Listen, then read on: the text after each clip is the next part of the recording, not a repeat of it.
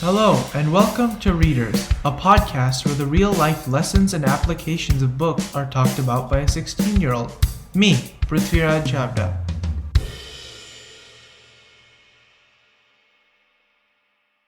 Welcome back, everyone, to part one of Outliers. This book is all about how to become a true outlier in society. What does that mean? Rising above the norm, being in that 1%. The gifted, those who work harder than everybody else, and those who ultimately rise above and who everyone knows their name. So today with me, I have Neil Patel. Would you like to introduce yourself? Yeah. So, hey everyone, I'm Neil. I guess before I say anything, I would say that, like Readerzz, I'm a huge lover of books in general, especially nonfiction. And I started reading seriously when I was in high school and kept the habit as I journeyed into my profession as a trader for a prop firm based in New York City. And reading has been an important part of my life. And one of those books in particular that positively impacted me is Outliers. It's simple, practical, and it opens up one's mind. And I'm excited to talk about it with you today. So let's get Yeah, started. me too. It should be really fun. So let's dive right into it. Chapter 1, The Matthew Effect. So the author, Malcolm Gladwell, kind of starts this chapter off with a bit of a story. A hockey championship in 2007 with the Medicine Hat Tigers and the Vancouver Giants. This was in the Memorial Cup Hockey Championship in Canada.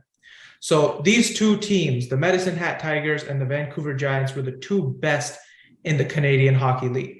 And as many of you might know, hockey is extremely important to Canada. Many of kids, thousands of them, began to play at such a young age, and only the best of the best get hand selected to play in elite leagues. And this is actually also the way most sports pick their future star. You don't just get in because your dad might have been a really good soccer player, your mom was a really good volleyball player, et cetera, et cetera. If you have the skill, scouts will find you and you will be rewarded. That's how the system works. That's how we know it to work, right? Success in sports, hockey in this example, is based on individual merit, not on some other arbitrary skill, right? And here at this point in the paragraph, Malcolm Gladwell asks the question, or are they, right? And here he kind of goes on to explain how many of the situations in a person's life can shape their future, either allowing them to become an outlier or the opposite. And an example he kind of uses here is a roster of the Medicine Hat Tigers. So looking at this roster while I was reading it, we find that most of them, by a large amount, were born in January, then February and March. This also, after further research done, this also happened to be true in the Ontario Junior Hockey League, as well as actually the national team. So Malcolm Gladwell here says that this proved to him in any elite group of hockey players, any group that is in this elite, 40% of the players are born between January and March. So Malcolm goes on to further say that the explanation for this is pretty simple, right? And it's not magic. It's very simple. And the eligibility cutoff for age class hockey in Canada is January 1st. So that means that a kid who turns 10 on January 2nd might be playing with or against someone almost 12 months younger than them. That difference between the physical prowess of a 13-year-old and a 12-year-old is gargantuan. It's huge. The kids who do well on these teams tend to get picked up on rep squads, elite teams, and get better coaching, better teammates, and more practice. So this creates such a difference skill-wise than someone who is just unfortunately just born near the end of the year. And he goes on to show that other sports such as baseball and European soccer also have age cutoffs, just like Canadian hockey.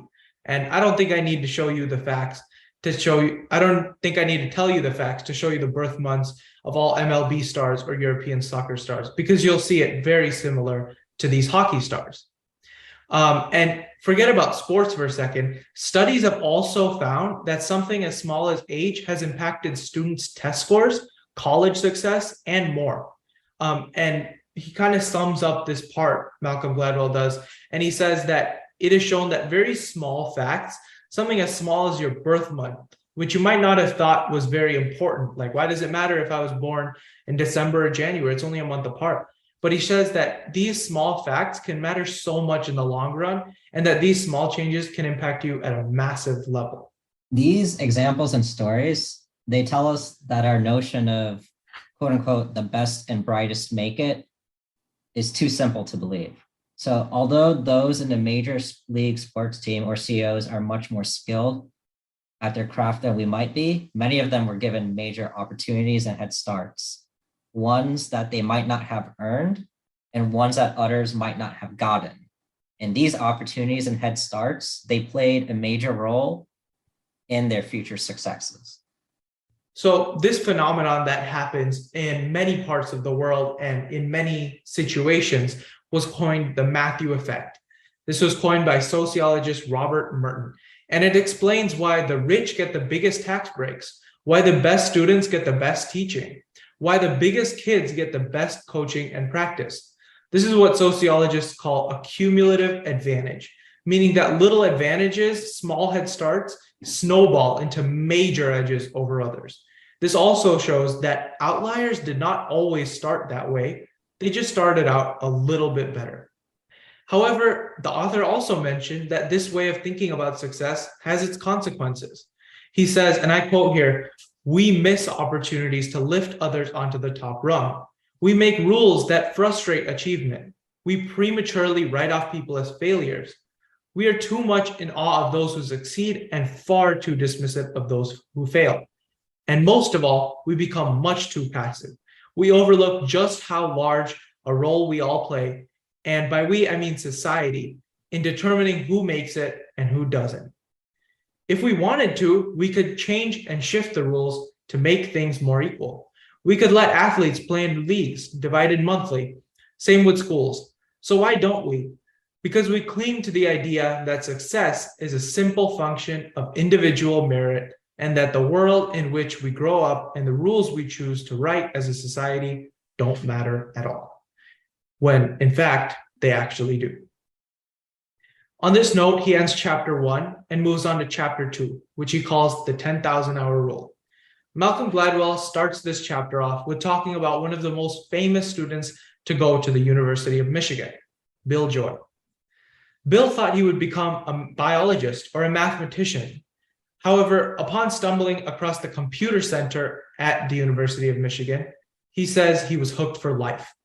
Apparently, he later got a job with a CS professor to program over the summer and ended up writing AT&T's software system, which was the operating system of millions of computers. Even later in life, he also co-founded Sun Microsystems, rewrote Java, and is now referred to by some as the Edison of the internet. But, and this is a question that the author asks, how did luck or circumstances influence Bill Joy's life? He did it all on his own, with his own skill, right? Switching gears a little bit, the author brings up talent.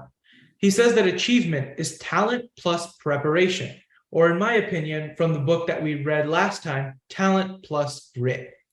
The only issue is that looking at examples of true outliers, talent seems to play a trivial portion, and a preparation or grit seems to play a much bigger role.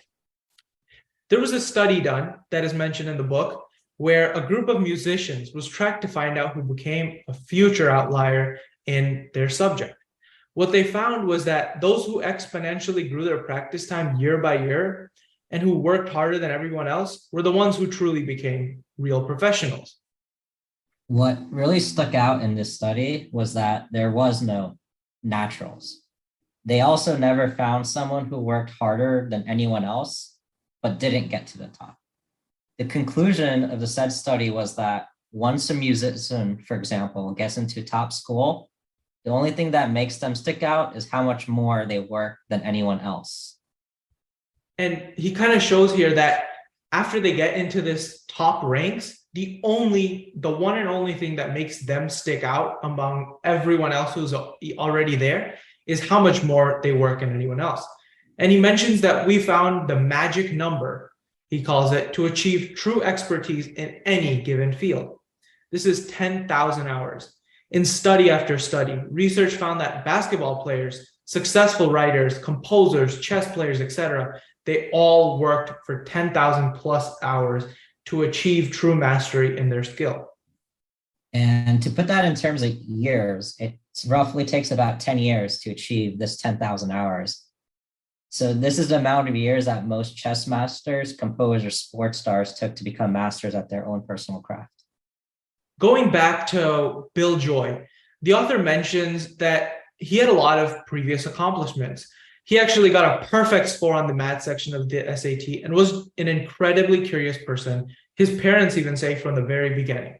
So he was born with natural aptitude, right? This is undeniable. However, there's more. Back in his day, computer programming was incredibly difficult. Computers were very expensive and they were very slow. However, University of Michigan was one of the first, if not the first, to utilize a new concept to program much quicker and with multiple devices. And when this became utilized was when Bill Joy entered the University of Michigan. He was not even interested in computers at first, but when he discovered this passion, he was in one of the few places in the whole world where he could utilize his newfound passion. It turned programming from a chore for many to a passion for Bill Joy. And additionally, the author also mentions that there was a little bug in the system that enabled him to have unlimited time on the computer without any stopping point. So kind of to summarize here, because Bill Joy happened to go to a school like the University of Michigan, he was able to stumble upon this incredibly rare opportunity. Because the faster system of programming was invented, it became a passion for him. Because a bug was in the system, he was able to program all he wanted because the university was willing to spend money to keep the computer center open all day and all night. He was able to put in this much time and hours, and by the time he was presented with an opportunity to rewrite AT&T's software system, he was skilled enough to do it. So to close here, although Bill Joy was extremely gifted and smart, there's no doubt about it, he was also given an incredible opportunity to achieve all this potential, whether you're including the faster programming, the bug, the fact that he was able to stay up all day and all night because the college was willing to keep it open all day and all night. All of this added up to him becoming to achieve that potential in computer programming.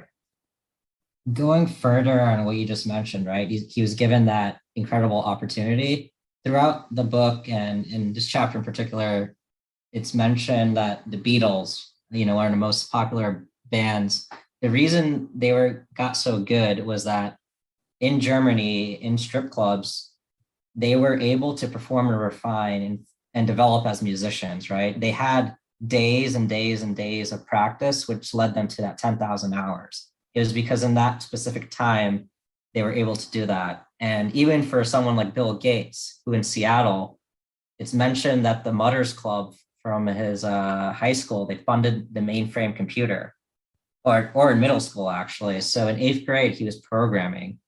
And he also had like a high school project for a friend's parent that he got more experience for. So being in the right place at the right time seems to be a recurring theme, and having that opportunity to do great things.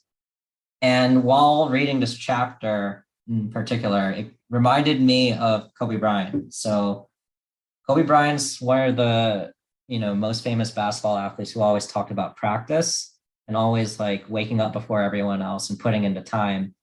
And one of the reasons he got to his great level of achievement was because he worked and did 10,000 iterations of his own craft.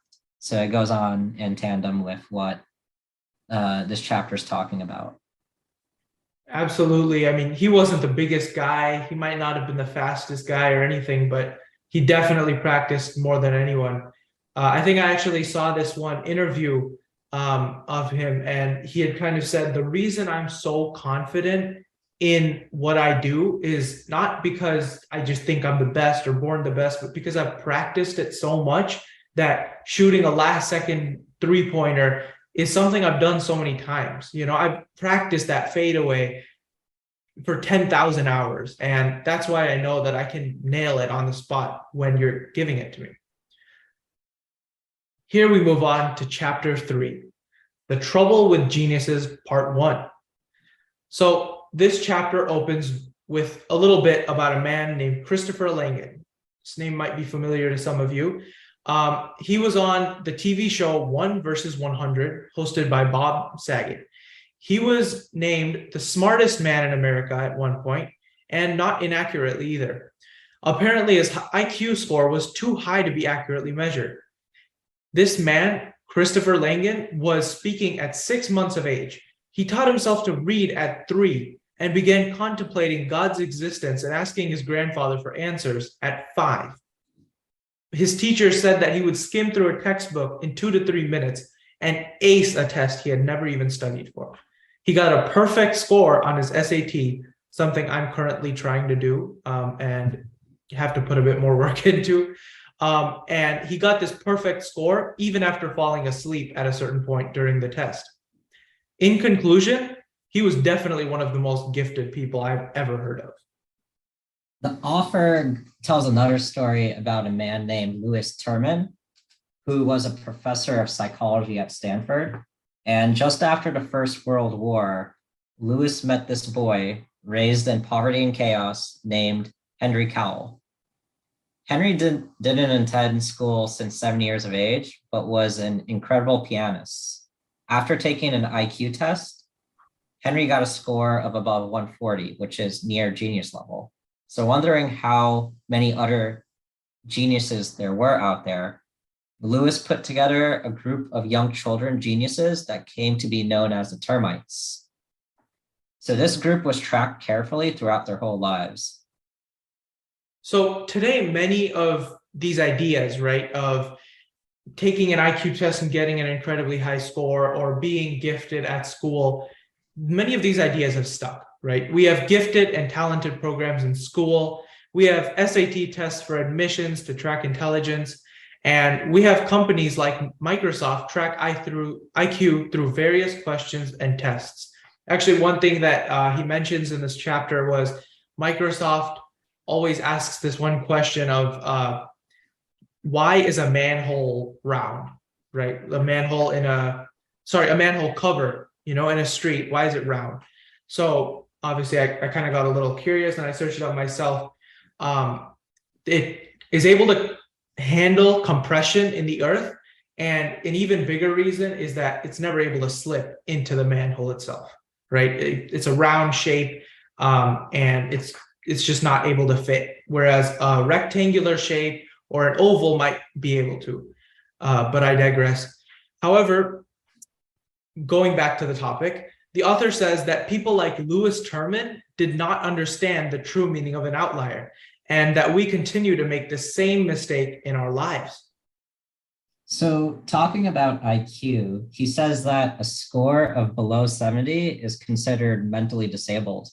A score of 100 is average, and some people have IQs of 115 to 120. So, however, once somebody reaches an IQ of 120, more points don't seem to add up to real world advantage. British psychologist Liam Hudson said, a scientist with an adult IQ of 130 is as likely to win a Nobel Prize as is one whose IQ is 180. So an example of this, right, is one that he gave in the beginning of the chapter, Christopher Langan, the man who we talked about. So Christopher had an IQ of around actually 195. What we know is that Einstein had one of about 150, right? But you look at both of them, I don't think anyone would say that Christopher is smarter than Einstein, right? I mean, Einstein's a genius. He's done incredible things with his life. And all we know is that they have reached the point where they're both more than smart enough. Here he kind of uses the example of the NBA, right? If you're 5'8" or 5'9", it might be really hard for you to get in, right? But if you're, above 6'5" or something like that, then those couple of inches, although yes, they give you a bit of an advantage and all of that, you'll still be able to get into the NBA without that same level of difficulty that one who's like 5'6" would have to face, right? And he shows that's kind of similar with IQ. After you reach a certain point of smartness or of skill, it doesn't matter so much what your score is, up or down. Yeah, and the other examples which kind of stood out was how he mentioned that how in Harvard it might be the best, but in terms of results, other schools produce Nobel Prize winners as well. And then he goes into the University of Michigan law students, and he looked at the differences of race and saw that they could be equally successful. So you just have to be smart enough to get in. It doesn't mean you have to be at the top end, but being reasonably smart is the baseline. And one interesting part of the chapter that really stood out to me was that there was a study done where they asked a group of people about the use of bricks, and it determined creativity. So what was interesting was that the prodigies, the ones that we consider like super geniuses with IQ scores of 180, they just listed the uses. They weren't very creative. They were like, okay, a brick, you lay it down for a house. And then the other people with less IQ scores, that's when the creativity started to creep in. Someone with an average IQ score would write something like, its potential use could be something to stop someone from a robbery when you throw it at them, right? So you see a little bit of creativity in that scenario. And ultimately, I guess the point that's trying to be made is that intelligence does not lead to success. And what this reminds me of is that, you know, you kind of alluded to this, the competition and the impact of trying to get the perfect score in the SAT. And I think it's always like a noble thing to always go for like the best, and be the best. But you also have to kind of manage that with balancing the other parts of your life and emphasizing different things. So I feel that with regards to that, it's like intelligence as a whole, our society just definitely overrates it. And I think throughout these examples throughout the book, it's highlighted that it's not the end all be all. Yeah, absolutely. And kind of going back to Lewis Terman and his termites, the author mentions that this was his error, right? He got too excited with IQ scores and he didn't check anything else. Apparently, in making this group of these termites or these incredibly gifted individuals, he gave many IQ tests to students in elementary school who were younger and only picked the best of the best, right? And although some of his termites grew up to publish books or thrive in businesses, the author mentions that majority of them ended up with ordinary or even below average careers. In fact, there were 2 elementary students who did go on to be Nobel laureates, both of whom were rejected and did not have high enough IQs. So kind of sums up the last chapter that we're going to be talking about today. And we've learned a number of things. We know now that although intelligence and IQ is important, it's not everything, right? We also know that a lot of future outliers started out with a bit more opportunity, and it was those who were able to combine both their talent and their preparation or grit to achieve the most. So next time, we'll talk about more concepts that lead to the creation of a true outlier. Thank you so much, everybody, for listening. Thank you so much, Neil, for being here. No, thank you. And I'm looking forward to our next episode. Absolutely. And until next time, keep on learning, keep on changing, and keep on growing. See you next time, everybody.